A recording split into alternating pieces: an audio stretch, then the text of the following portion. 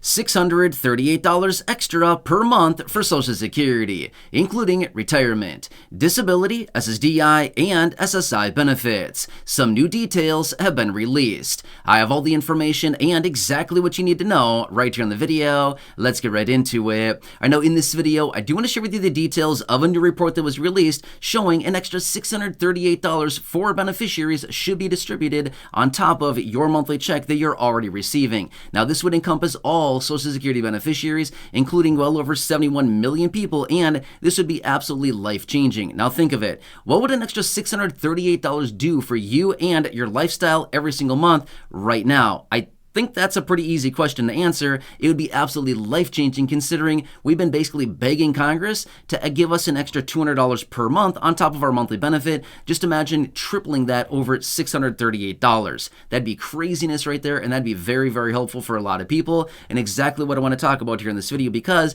this is a new report that was released and based on all the numbers that we've seen here over the last couple of years. But let me point all that out for you here in this video and discuss exactly what is going on and what this report is actually pointing to.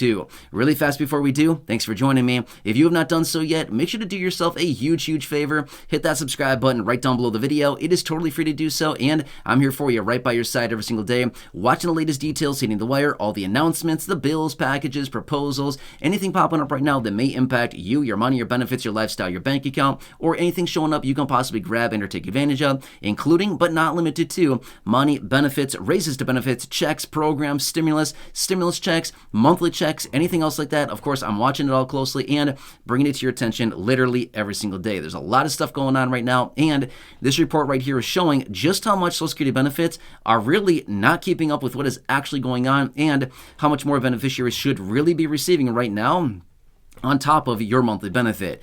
This is a lot of money. We're talking serious money here on a monthly basis and annualized basis as well. And again, why I want to bring this to your attention. All right, so let's get into it. And again, thanks for joining me. Really do appreciate it. I truly appreciate every single one of you here in the community. Subscribe down below if you haven't done so yet. But let me talk about the details of this report here. All right, so this actually goes all the way back to the year of 2000. Okay, so this report is about a 23-year study. Okay, the reason I say 23-year study is it is taken into consideration all of 2023 as well. So starting in 2020, starting in the year 2000, not 2020, 2000, all the way through the end of 2023. So 23 years is what this encompasses. But basically what it does is it take into consideration all of the cost of living adjustments that we've received over the last 23 years for all beneficiaries, right? Now remember, every single year, or most years anyway, the COLA comes in. Now remember, over the last several years here, we've actually had COLAs of zero. Zero is an option, and they have given us zero for some of the years over the last 23 years or so, okay? So that is an option as well. However, COLAs generally average out to about 2.8% per year. So over the course of about that 23-year period of time, we've been looking at about a 60+% increase on benefits based on this average, okay? So as a result of that, benefits have increased pretty substantially, about 60+% over the last, call it 23 or so years, which we'd look at that and think, wow, that's actually a pretty good increase. Now, let me give you a quick example on that. Think of a 60% increase to your monthly benefit. If you're receiving a $1,000 benefit right now, a 60% increase would be $600 a month. That'd be really nice, right? That'd be incredible, right? I think we can all imagine like, wow, a 60% COLA would be literally life-changing. That'd be very cool. Now, obviously, I'm just using this as an example to better illustrate exactly how much benefits have gone up over the last, call it 23 years, right? Well, as a result of that, we continue to look at all the big picture, and we continue to look at the entire picture. Okay, so benefits have gone up by 60+% over the same period of time. However, how much do you think expenses have gone up? Well, over that same period of time, expenses have gone up nearly 150%. That's nuts, okay? So we have benefits that have gone up a little bit over 60% over this period of time, and we have expenses that have gone up about 150%. So you can clearly see what's going on here. It is not working. The equation is not working. Now, why? What is going on here with this? And how is this translated into this $638 per month? Well, let me explain really quickly. Obviously, benefits have gone up pretty substantially, but until we compare how much benefits have gone up by how much the expenses, living expenses, as in the cost of living through literally everything, the goods and services that we buy on a regular basis, how much they have gone up, When we compare all of this, it's actually a difference of, on average, that difference of the 60% plus boost to benefits and about the 150% boost on expenses, right? Well, as a result of that, it would actually translate into a $638 difference per month for beneficiaries. Now, let me tell you the details behind this really quickly.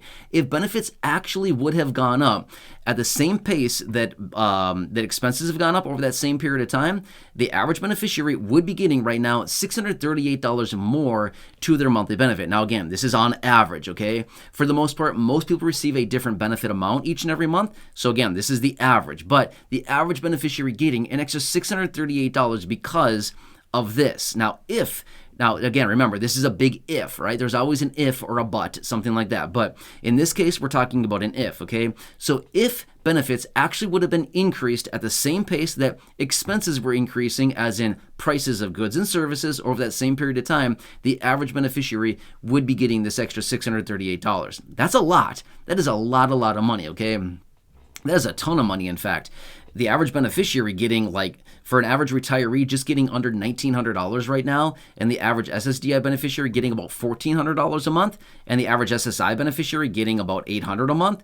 That's a huge difference, right? That is massively different. Now, again, let me explain really quickly. Do we think that this was maybe intentional? Now, again, I don't want to sit here and have some conspiracy theory saying, oh, this is all intentional. I don't know that for sure, but I'm simply saying this much.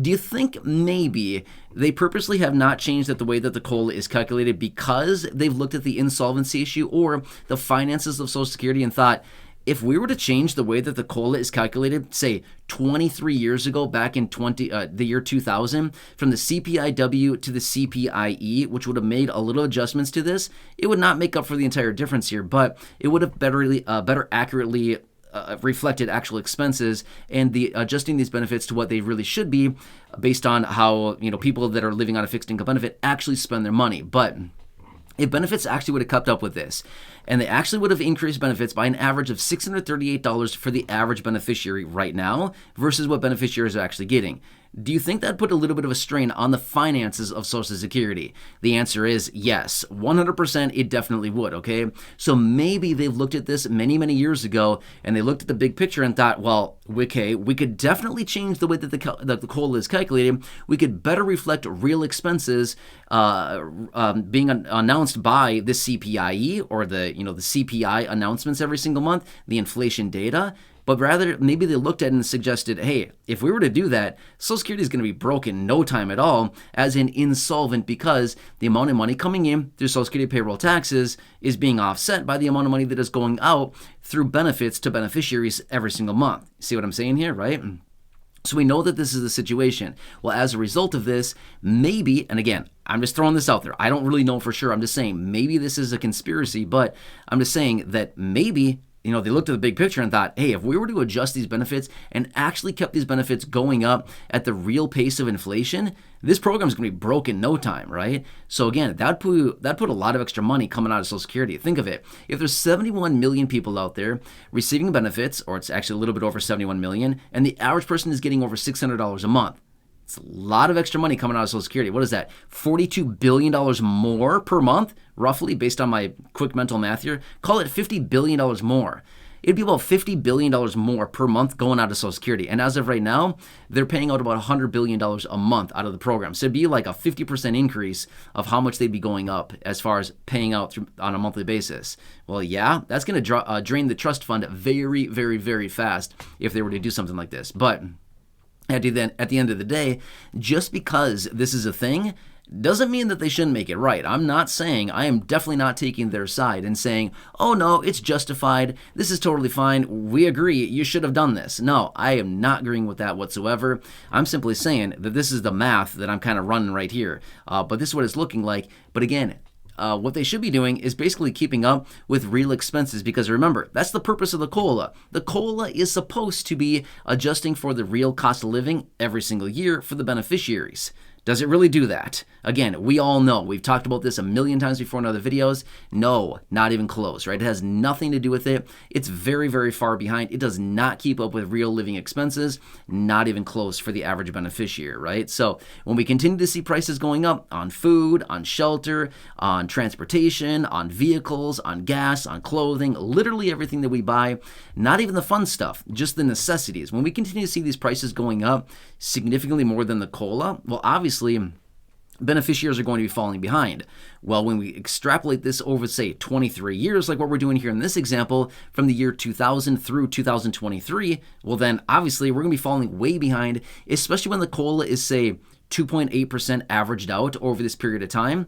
And then all of a sudden, we're not adding compounding on top of that. And again, you probably heard me talk about that before, but time and compounding are incredibly important. And they really make a huge, huge difference to the COLA and to these monthly benefits. A little bit of a raise each and every year, and then the raise on top of the raise every year. And you do that over the 23-year period of time. Well, now you've got a benefit that is translating into about $638 on average for the average beneficiary. It's a lot. An extra $638 a month would be a lot. In fact, for some people, that'd be like their entire benefit amount, right? Now, obviously, it's all averaged out based on percentages and raises and stuff like that based on benefit amounts, but you get my point here, right? That'd be a lot of extra money, even hundreds of dollars more for even some people receiving a smaller benefit. That'd be life-changing for a lot of people, right? It'd be the difference right now of some people struggling versus maybe getting by each month by a little bit, having enough food, having shelter, having everything they need right now. It may be the difference. So anyway, want to bring this to your attention really quickly. Another new report, new details coming out. I want to bring this to you right away so you can see what's going on here. But this is the difference with what's happening and how the program is really still broken. Again, I know the program's great. Don't get me wrong. I'm not saying that it's not. It's a great program. It's been life-changing for millions of people, but it's still very broken at the same time. They've got to do something about this. Beneficiaries continue to fall behind every single year, and it's not a fun situation for a lot of people living in this situation. It just gets harder and harder every year. A little bit harder every year. Is that really how it's supposed to be? Well, I don't really think that's how the program was set up, but just saying, right? So anyway, hope this helps you. Again, just want to bring this to your attention really quickly. Came across this report, dug into it, and thought, wow, those are some really, really big numbers we're talking about here.